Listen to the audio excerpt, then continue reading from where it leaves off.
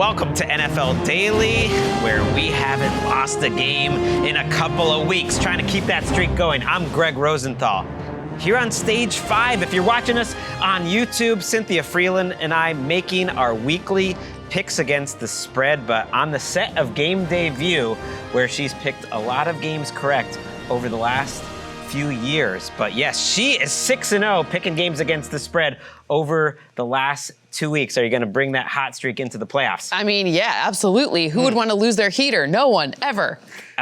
We are also going to talk about the firing of Mike McDaniel, because get you a podcast that can do both. We appreciate everyone checking in every week to go with our picks, but let's do a little bit of news at the end of the show. Perfect. Too. But yes, after that 6-0 streak for the last couple of weeks, Cynthia Frelund's numbers are getting better over the course of the season. I also went 3-0 last week, so I bounced back after my first losing Look at your week season. in a while. Ouch. Look at that. Red hot. 19. So if you're following us, you are doing well. And this is where I've gone sideways in the last few years, because there's just less games to pick from, so there's less odds that you have one that you really feel like is a great number, but I do feel good about my playoff picks. I wrote down 4 games. We'll figure out, but I'm only going to make 3 official picks. Okay. You get the first overall pick here, and we can have the same picks if we really want, but why don't you go first? Okay, so I'm going to start with the game I'm second most confident with in terms of who the winner is. Okay. I think that the New England Patriots, they win by at least 3.5 points, so at least 4 points.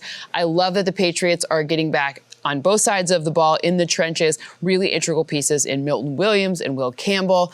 And I just don't trust or have faith in the Chargers O-line. For good reason. Justin Herbert's been under all of the pressure. He's been hit more than any other quarterback. We've detailed this ad nauseum. It's not great for Justin Herbert in terms of what the situation is. This is a Mike Vrabel defense that has the principles that I think they get Robert Spillane back too, that just stop the types of things that you'd be able to do under a lot of pressure, meaning quick passes. So I'm looking at this one and I'm just thinking, I think the Pats easily win this one. The injury report has been great for the Patriots. They're getting Spillane back, most likely at linebacker, which is a really huge big addition for them. Stopping the run. Spillane is so good stopping the run. And even compared to their other linebackers, some passes over the middle, which Herbert is great at.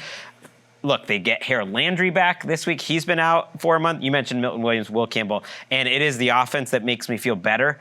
Maybe it's the Harbaugh and the Herbert factor, in that I'm a fan. I'm afraid of this Chargers team. Right, you're a fan of both of these teams, so you have a hard time. I am more of a fan of the Patriots, and I'm afraid of this Chargers team. They also have a good injury it's information going to be cold. Coming back. It's at night. Their left tackle, Jamari Sawyer, who I know he was a backup, but when he played left tackle late in the season, he really improved their offensive line. He missed the last few weeks of the season. He is expected to be back, but I'm glad you're taking that. That would not be one of my more confident picks. That, to me, was maybe the I think that's your heart pick. talking. Maybe. That was my toughest pick of the week. I think the one that just felt clearest to me, and it's how I've done well on these against the spread picks all year, was a lot of that 35-19 was just off of, I think this team is going to win, and the number's like below 2.5 or whatever, and it's just picking a winner. I think the Green Bay Packers are going to win. I know you agree with me on I do. because we already did Game Day View. And, okay, the vibes, what worries me are a little off in Green Bay. They've lost, 4 straight games here. They weren't really trying the last one. They weren't trying the last one. The Clayton Tune experiment was... They found ways to lose games that they should have won, including against the Bears. But I think you watched those 2 games. Okay, it took an onside kick. Yes. It took overtime. It took Malik Willis. I mean, he played well, but it's still not Jordan Love. Yeah. That was like a comedy of errors in many ways. I agree with you. Ultimately, I landed on the fact that I just believe that Green Bay has a better quarterback in Jordan Love. That Jordan Love, when he is not pressured, is basically Drake May or Matthew Stafford. Like, he would be right there in terms of the MVP.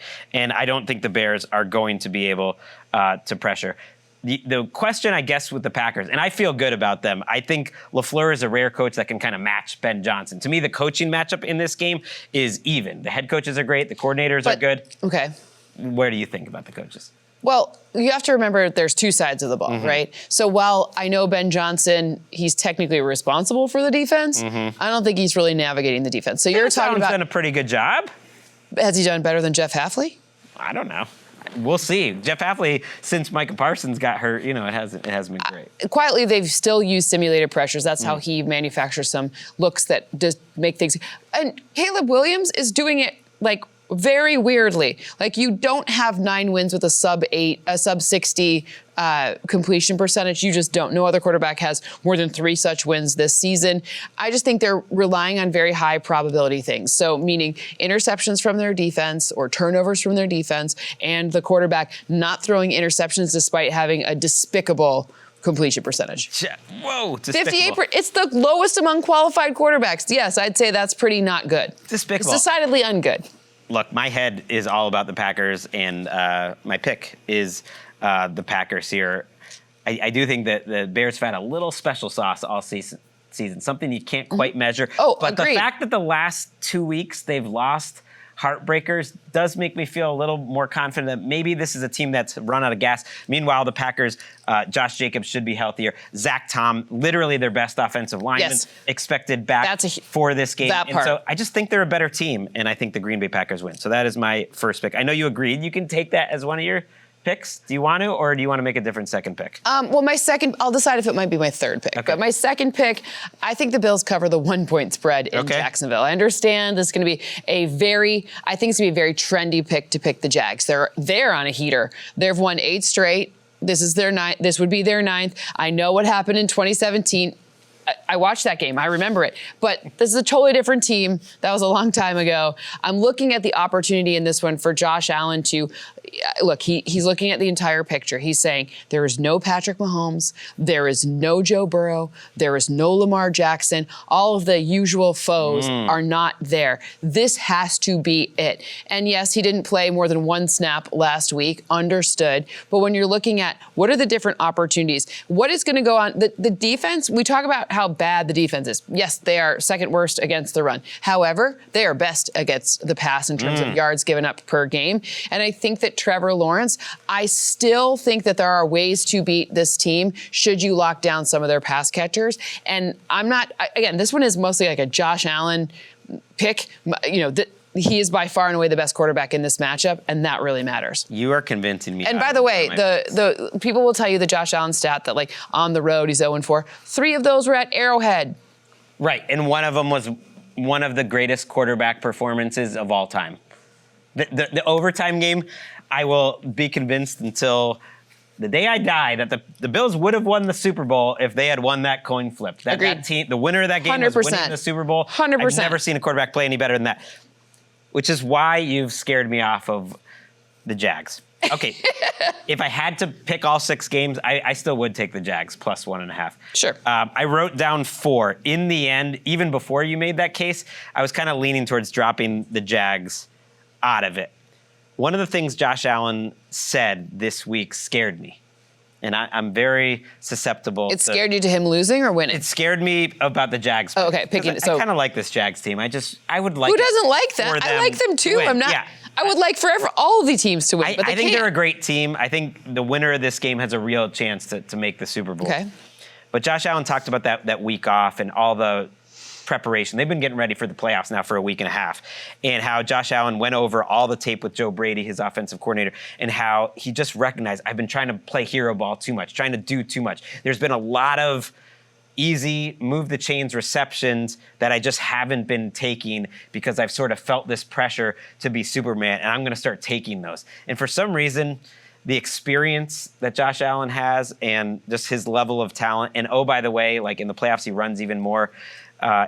He has the highest success rate of any runner in the history. I think he averages the most yards in the history of the NFL. Yeah, that's running back or quarterback, he is like him running the ball is the most successful. And hearing that, I was like, oh man, I don't know if I can pick against him this week. So here's you know what's funny? Yeah. So we're on a pod. It's okay. We're just between us here.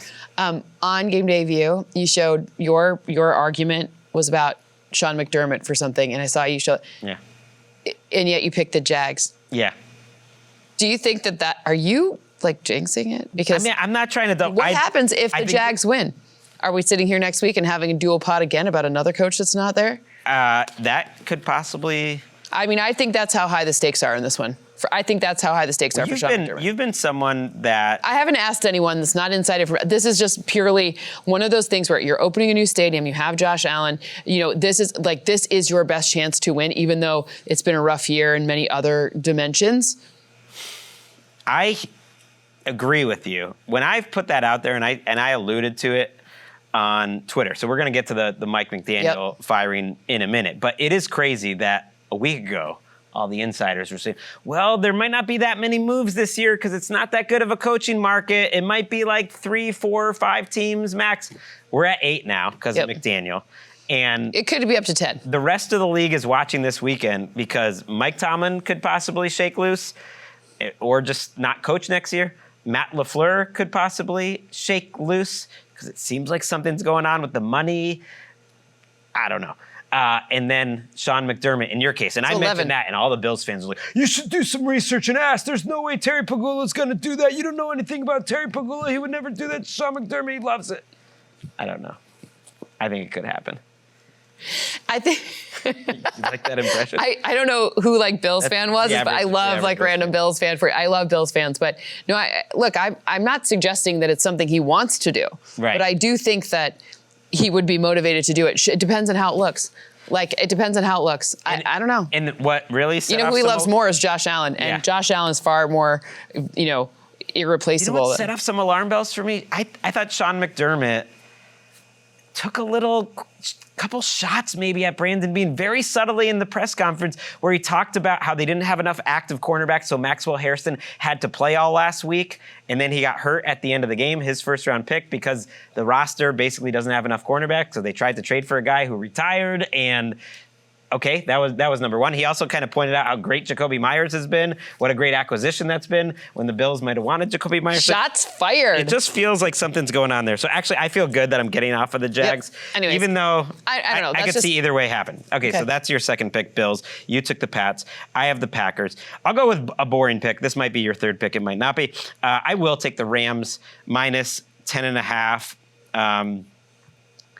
Mentioned on Game Day View, how there's 272 games this year, so there's been 544 offensive performances, and the Rams running game is number 1 out of those 544 in terms of success rate on the ground. When they played the Carolina Panthers, they were in a funk from the fourth quarter of Seattle when they blew the 1 seed all the way until about the fourth quarter against Arizona. They didn't look good against Atlanta, and they were trailing Arizona pretty late in the third quarter. Then they turned it around. They had a big-time fourth quarter. Everyone's feeling good, and I think this is just the perfect matchup for them to feel good about themselves. You're going to protect Matthew Stafford. You run the ball. To me, the over-under team total is about 35 for the Rams offense. I just don't think the Panthers can keep up in a game like that. Yeah, I'm going to hop on that one with you. It's rare that my model picks a cover in a situation with a double-digit playoff game. So when it does, I have an 11-point win, I'm going to go with it because I'm typically a little more conservative.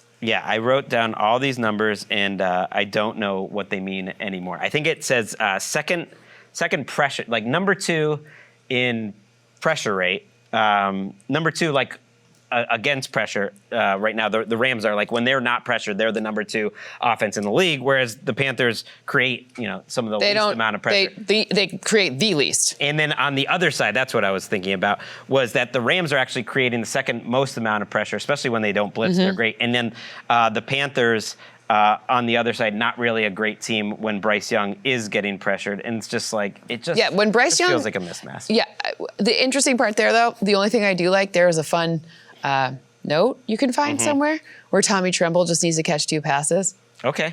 I like that. You like a little Tommy Tremble. So random, but I love it. Side pick. Yeah, if you pressure him, what's going to happen? You throw to Tommy Tremble. Here's my thing with this game. Just don't think that it's the playoffs. Just imagine it's week 12 and that the Rams, and I know they lost to the Panthers, but that was week 13. Totally different. Just imagine they're playing the Commanders or Washington or the Giants, because those 4 teams were the 3 teams were the closest, some were ahead and some were behind in total efficiency this year in terms of DVOA. That's the company, I know they're in the playoffs, but that's the company Carolina was keeping. Like the Commanders, Miami, the Giants. They didn't even win half their games. That's like, the level. Like, but even then, they're worse than an 8-9 team. I'm sorry, Panthers fans. I know. We're not being mean. We're being Bryce a Young's little mean. better. Not really. All right. They still made the playoffs. Those people get their playoff check. All right, you have your 3 picks. They're locked in. Yeah, you have the Bills locked and loaded, baby. as a 1 or 1.5 point favorite. Doesn't you have matter. the Bills Pats as a 3.5 point favorite, and the Rams as a 10.5 point favorite. Yep. I took the Packers. Yep. I took the Rams, and I need a 3rd pick, and so I feel good about taking the Texans. I know there's a lot of voodoo here. It's Mike Tomlin. It's this ridiculous home Monday Night Football winning streak, which goes back to the 90s.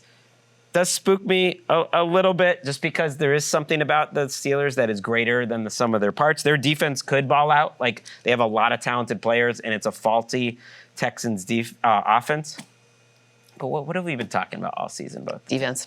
I mean, if I'm going to put 4 to 5 Texans on my first or second team All-Pro list on defense, between Anderson and Hunter and Al-Shaair and Jalen Petrie. It's one of my favorite names, too. Azeez Al-Shaair. We don't know if Kamari Lassiter is going to play in this game, which I'm not worried about that. Worry me not a little bit. Doesn't worry me. I'm not saying it doesn't worry me, but Derek Stingley's still there, yeah? He's going to be a man of conviction, ultimately, right? Yes. Like, I've been saying this all season. I've been saying this Steelers team is a little bit of a house of cards. And when the Texans defense is on the field, it should just really be a mismatch. I think this is a potential Super Bowl team.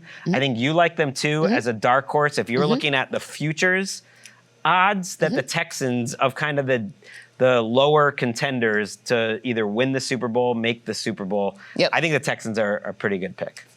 I like it. Okay. They're the rare team. Don't have much to say about that. Yes. I just think that Houston, look, they could score on defense, and ultimately the Texans offense has been good enough that this Steelers defense, you saw it last week, been giving up a lot of big plays lately. Texans have kind of been big play merchants on offense. So I'm taking the Texans to cover those 3 points. All right, those are our picks in terms of the spread. I feel good about it. Yep.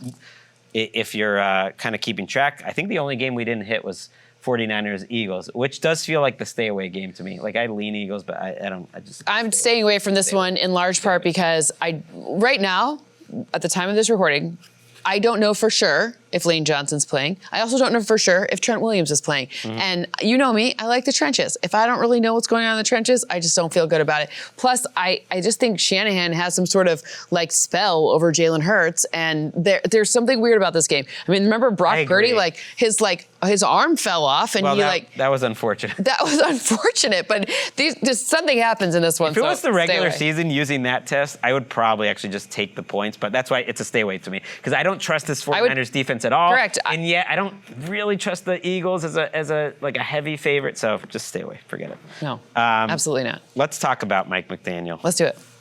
So since we last recorded a NFL Daily Show, Mike McDaniel has been fired by the Miami Dolphins. I think the timing of it happening late in the week is as interesting as the fact that it happened at all. What was your reaction? Kind of what's your takeaway of how this Mike McDaniel firing went down? You think that Mr. Ross is one of those calls on John Harbaugh? Yes. You know, I mean, because Harbaugh, Michigan, blah, blah, blah, blah, do the, inceptioning it of it all. I think that what happened is they had some conversations. I'm sure Tua will probably hear the plans for what to do at quarterback were probably central to those discussions. I'm sure their head start with how they're thinking about their GM strategy, because they've had like a 2-month head start, which there's not you don't have the same restrictions from a timing standpoint for GM as you do for head coach, just so the logistics work out. And looking at all of those things together, I think it's not necessarily that, like, I do believe that Mr. Ross does love him. I thought that was interesting. I love Mike, in his, okay, like, why do you, that was an odd phrase, but I'm looking at that and I'm thinking he just thought what he could get to make the job attractive, having a GM and coach come in together. And they haven't had that in quite some time because remember, Chris Greer had been there forever before, and making a decision about quarterback and figuring out like to make the job more attractive for everyone. I just think it was kind of one of those things that he was weighing his options and he thinks he has a better option. I think he kept Mike dangling. It's like when someone's dating you, you know? Yes. Like he found another girlfriend before he dumped the last one, you know? He found a better option. And it's known that John Harbaugh and Stephen Ross have a relationship, a close relationship. Doesn't mean he's going to be able to close this deal. You never know. Maybe you don't necessarily want to work Doesn't Jim for your Harbaugh friend. want to take a frickin' break? Bush John was Harbaugh? a president. Yeah, sorry. Doesn't Jim Harbaugh? John Harbaugh. I think he was. Bush was a president the last time he wasn't a head coach. That is a long time. Go hang out with your kids, learn to golf, hang out with your wife, go on a break. I mean, he's take in his a 60s vacation. now. His kids are out of the house. I think he has a daughter near Tampa. Okay. And he could go watch her soccer games or lacrosse or whatever sport she's playing. Lacrosse, I think. Anyways, my point is what? Well, it's not happening. My good man, why are you is his heart okay? NFL media insider Jim Harbaugh already said at his press conference, John will be coaching next year. I'm sure he will. And that seems very clear. So, look, we talked about it at length on our show when John Harbaugh got fired. And Jordan Rodriguez laid out some really interesting breadcrumbs in terms of the GM candidates. And Chad Alexander. Can somebody do something different, please? Right. I hate this coaching search. I hate the lists of everyone that's interviewing for coaches. I hate the list of everyone who's interviewing for GMs. There's maybe 15% interesting, 85% What's garbage. a lot of the same? It's all garbage. They're all interviewing for the same thing. It's like they have a little caravan. You on the Zoom call next. You're in the waiting room. You on the I'll see you in the waiting room in the Texans. It's crazy. Okay, so I don't want to go through. Now there's 8 vacancies and there's a lot of interviews lined up. I don't want to go through they're all the same. It's listing all of 5 them. people. It's a lot of Clint Kubiak. It's a lot of Matt Nagy. It's a lot of Vance Joseph. It's a lot of Raheem Morris. I'm a little surprised I would love it about that. I would actually think Raheem Mostert was more interesting. Raheem Morris. Kevin Stefanski is getting at least a handful of the interviews. Somebody tell me something new. Okay. Who's a new thinker? I want to stay with Miami, though, because I do find that fascinating that they have Chad Alexander from the Chargers interviewing Jeff Darlington, who is very connected, yes. in Miami. Yes. And I think often represents in his reporting kind of the team perspective of Miami, good or bad. He said that the GM job could be hired as soon as Thursday. And I just wouldn't be surprised if it's setting up the most advantageous and attractive situation specifically for John Harbaugh, which would be Chad Alexander. Of course, who Ravens. He worked with in Baltimore for a long time, and then Alexander went to Los Angeles. Jordan got ahead of things and had a great interview with him on NFL Daily, and check that out from a few weeks ago. By the way, I like Chad Alexander. Let me be clear. I think he's done a great job. I have a lot of these candidates. I like them, and I think they've done a great job. I just don't think anyone's thinking outside. What the heck is the Raiders are going to do the same damn thing over and over. I can't stand this. What if they hired Davis Webb, the 30-year-old quarterbacks coach of the Broncos? He is a little bit of a X factor here, who not only interviewed with the Raiders, which what are we doing? Okay. I like Davis Webb, to be clear. He's a nice man. He's actually interviewing with the Ravens as well, which I find interesting. Is this like when companies have fake interviews to try to steal ideas from other teams? But I do have a theory here. So Cliff Kingsbury is reportedly interviewing with the Ravens. I wouldn't be surprised if that both Davis Webb, who is the quarterbacks coach of the Broncos right now, and Cliff Kingsbury were both getting interviewed with Baltimore for the head coaching job, more to get them in the building, comfortable, learn as much as they can about him, to potentially offer them the coordinator job when they choose someone else as so the head you coach. choose Vance Joseph and he brings Davis Webb along as his OC? Or more specifically, you choose Jesse Minter. Yeah. Okay. And they end up offering him big-time money. Either one of them, I think, would be interesting offensive coordinator choices. No? I think that could be it. The Ravens list, because the Ravens is to me, that's the best job. It's not even Lamar close. Jackson. It's not even They're close. talking to Brian Flores. They're talking to Vance Joseph. They're talking to Clint Kubiak. Nagy is somehow getting an interview. Whatever Matt Nagy's agent is doing, congratulations. Who can Matt Nagy's agent represent me? Right, Anthony Weaver, who was in the building before, will get a head coaching interview there. And so that's what's going on there. Anthony Weaver has extremely talented children at sports. Just so you know, I didn't know I was watching his kid, and he's got like a kid who's, I don't know, middle school age. And I was a like, lot of them do. Damn, who is this kid? They're like, that's Anthony Weaver's son. I'm like, well, makes sense. So they live in Florida. A lot anyways. of Nepo babies in athletics, and it's not because of the genes, although that definitely helps. It's because you have the his best. His kid was actually really freaking good. Yeah, I'm saying you have the best coaching that money can buy. I was like, what am I looking at here? In-house training. The John Harbaugh thing in Miami, I do want to leave on this because I think it's been really interesting. The whole New York and everything that's happening. If you're John Harbaugh, why would you go to New York? Tell me the reasons why. Okay, so sell me on it. So everyone in New York thinks that it's a way better job because you have a quarterback in Jackson Dart. You have a quarterback you didn't pick. Okay. Okay, you have Malik Neighbors. You have Andrew Thomas. You have Abdul Carter, you have Brian Burns. You do have like a decent amount of like real guys that you can see like making Pro Bowls. And there's not a lot of, you have Dexter Lawrence, you have some of that, okay? And then you're also the Giants. And this is where I think they're totally off their rocker. They think that it still matters, that the Giants are like an organization that matters, and they're a respectable organization, and they're a classy organization. It's like, you literally have the worst record of any team in the NFL over the last decade, and you've cycled through coaches like you're the Raiders. So I don't think that is an advantage. I have breadcrumbs for you here. Okay, let's hear Until you start seeing former players that aren't named like Eli Manning or like they're like absolute premier guys, until you see like them standing on the sideline, willing to help out, coming to training camp, being involved, wanting to be there, coming back for. Did you see for the Broncos how many of the Super Bowl 50 teammates came back for that whatever Bronco day they had? Until you have, it was actually against the Giants, interestingly. Until you have those kind of guys coming back, something's weird. And it's not, and it ain't the coach, and it ain't the Malik Neighbors. And you gotta think, what is it that it could be? It's just something's up. Well, the losing has been a problem, and a lot of Giants fans. It's not just the losing; it's other stuff too. A lot of Giants fans think that Joe Schoen being there, the general manager, who I thought was going to lose his job, did not lose his job, is the thing that's going to lose them John Harbaugh or get in the way.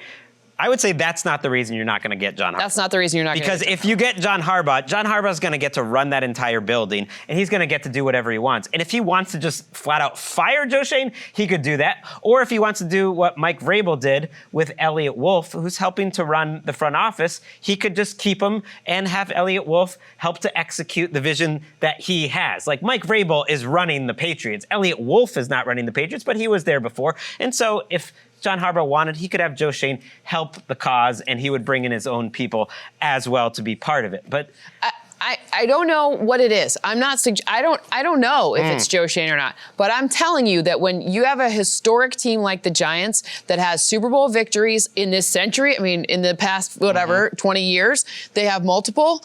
And you don't see those people on a regular basis down there pounding for them. Like, just something's up. Something's up. Something also was up in the first 24 or 48 hours, really hasn't ended, after Harbaugh got fired. A lot of back and forth of source-offs of like, no, John Harbaugh didn't lose the locker room. Like our guy Ian Rappaport reported how he kind of lost the locker room, that the offense wasn't really listening to him anymore.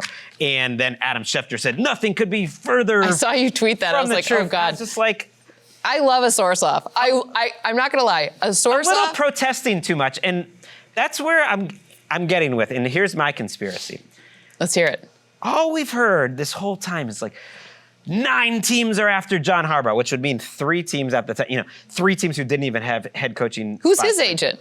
It's Kevin Harlan's brother. I didn't know this until Ollie Connolly pointed out on our show, who's also, Bob Harlan's son, who used to run the Packers for a long time. So you could be connecting a lot of dots if you really wanted to get conspiratorial. Why weren't my parents born in football? Okay, so but here's where what I'm getting at. I'm like, why?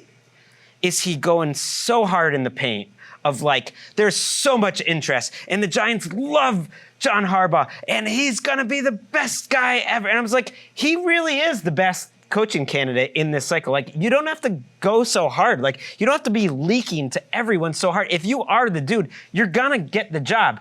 And here's where my conspiratorial brain gets Where does it go?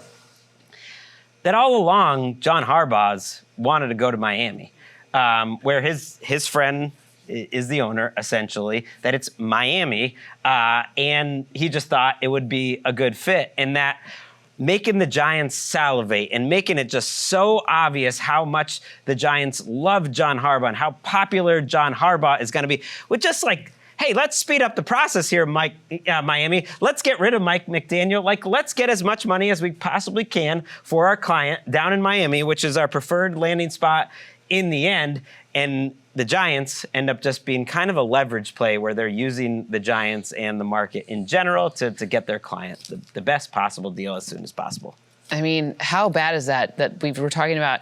The way I feel about the Giants, like, I have a lot of love for the Giants as an organization. One of my best friends played there, right? So and the fact that you could be the little dangle meat. We'll see. The meat, that could be, I mean, that's a but just a can thought. I say one thing about Mike McDaniel? Because they're already starting to spread some breadcrumbs in New York. It's like, well, yeah, in the event that they don't. They still feel good about John Harbaugh, but in the event that they don't, Kevin Stefanski is a great option. And so Kevin Stefanski might be their backup option. But who knows? Kevin Stefanski could end up in Baltimore. Kevin Stefanski could end up somewhere else. We don't know. I would never want to be someone's backup like that. Well, we wanted John Harbaugh. We sold out for him, but now we're going to settle for you. You know what? Pay me more for that. The checks, cash, all the same. That's another $1 million a year for me. You know, sometimes it works out even better that way, though. Yeah. Like, Fair. look, Lamar Jackson was not the guy that Baltimore necessarily wanted. They drafted Hayden Hurst in the first round. Oh, yes, Hayden Hurst. Over Lamar Jackson, but they ended up with Lamar Jackson. The Denver Broncos didn't want Sean Payton. Remember, they wanted DeMeco Ryans, and then they wanted Dan Quinn, and they settled for Sean Payton as their third choice, and they did pay him a lot of money, and that has worked out fantastic. But see, he made them pay. See, that's what you got to do. Got to make them pay. I'm sure their agents figured that one out, though. You know, I love this stuff. Wait, let me tell you the Mike McDaniels. Oh, I love this stuff so much too. Strong rumor that he's interviewing or been contacted. I don't know if he's interviewed, but been contacted by the Lions to be their OC. That's been reported now. Dear God, please let that happen. Hello, for Christmas, I would like Mike McDaniel to be the Lions OC. Sincerely, every Lions fan ever. Mike McDaniel and possibly Brian Flores could have an interesting decision this offseason, which is either have a real chance, and I don't know if other teams are going to interview Mike McDaniel or not. We'll see. He literally just got fired. I mean, right. It was. Would you rather, take the Cardinals or, let's say, Titans job as a head coach, or, and maybe, I don't know if Flores gets a head coaching offer. It's very possible he doesn't. Or would you like to... You don't think he goes to the Raiders? Break the salary structure of what a coordinator could make in the league? Because I think there is a very real possibility that Mike McDaniel 100%. or Brian Flores could make more as a head coach 100%. than, let's say, the Cardinals head coach is going to get, the Titans head coach is going to get. Wait. Zach Taylor makes right now. So Brian Flores could make that as the Cowboys defensive coordinator. Or McDaniel could with the line, something like that. All of them need to write Chip Kelly a thank you note. Because Chip Kelly setting the market at $6 million for an offensive coordinator. And by the way, I'm a Northwestern grad. That's the biggest fleece ever because the Raiders are paying him to be the OC of my little alma mater, little engine that could there. But ultimately, I'm looking at this $6 million for a coordinator. Right. So that's the market, baby. If I'm Mike McDaniel and I have a chance to If I'm Mike McDaniel, I'm like 7. I have a chance to be either Jared Goff or Lamar Jackson's offensive coordinator next year versus what's behind door number 3 with the Cardinals. It's like, I think I'd rather rehab my value, enjoy coaching football for a year, maybe 2, and then get a head coach. I have a number of friends who are former coaches and were position coaches and then became head coaches. without fail, they all would take the coordinator position for a lot of with no and some of them multiple time head coaches, and that stuff gets really hard because now you're not just responsible for yourself, but like the other people you have to bring with you. You right? know who else is interviewing everywhere in this cycle? Who? Robert Saleh, like a guy who has clearly been enjoying life far more this season as a coordinator than he was as a Jets head coach. It's the skill set to be a head coach is not one thing because every team is configured so differently. The skill set to be the Arizona Cardinals head coach and the Baltimore Ravens head coach, like Ravens, very well resourced, great front office that is going to, again, the resources they throw out is very, very different than the resources that you get in Arizona. It's just different. So it's not the same job everywhere. Offensive coordinator, defensive coordinator, pretty close. Some varying levels of responsibility, but much closer than what head coach means. Cynthia's cooking. Forget the 3-0 record. It's just a couple boring. other just quick items, and we are gonna say goodbye. Mike McCarthy is interviewing with the Giants. I thought that one was interesting. And then, man, I somebody bring Rex Ryan back. Oh wait, I listened to how he pronounced his name ahead of time to make sure I got it right, and now I forgot it. He's called AD, Adam Dirty, the Seattle defensive coordinator. I don't think I got it right. I think there's a Shieldhouse. That one's all crazy to me too. He'll be the. That's a different name. Shieldhouse will be the OC at Tampa. That's my guess. Okay, and that's my guess. I don't know anything. The other but that's item my guess. I wanted to mention is that yes, Josh Grizzard is out as Bucs offensive coordinator. Are we and shocked? Todd Bowles has been confirmed that he is coming back next year. I'm not shocked about Grizzard, but Steve Palazzolo, who's at the check the mic pod now. Yep. 33rd team, baby. He pointed out. We love the 33rd team here. Maybe the defining Baker Mayfield stat of his career, which is now that Grizzard is out, that Baker, his offensive coordinator, has either gotten a head coaching job, been elevated, or been fired every year of his career, except for 2021 Alex Van Pelt, which to me is sort of the perfect Baker Mayfield boom or bust career. It's either he's Barry Bonds. He's either getting people hired or he's getting people fired. It's kind of a crazy. I love it. I love that. I don't love it for Josh Grizzard. No, I don't. No. You don't ever love it for the person who's been fired. Yes. But I'm just saying, I love that. That's for. I don't want anyone to get fired. It's a great stat, and that would be fascinating. Yeah, I think the Rams. They're going to lose more talent like they do every offseason. Whichever one of it's like a lot of AFC teams, right? So if any of them do anything interesting, I'll become a fan. I mean, I'm going to stay a Lions fan too, so that's why I said not NFC. But if any of them do anything freaking interesting, at least interview interesting people. You're not even go get.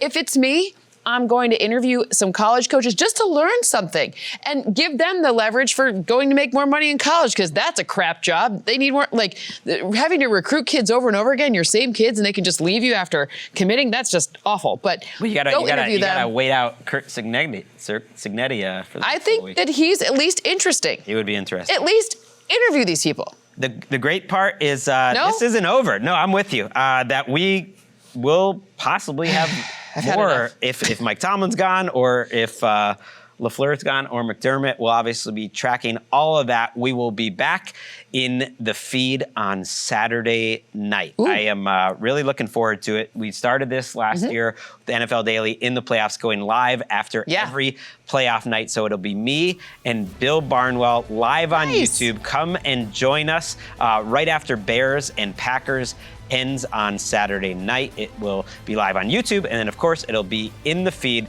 3 shows recapping all the fun best weekend of the year. Thank you, Cynthia, for the picks and the insight. We will see you Saturday night.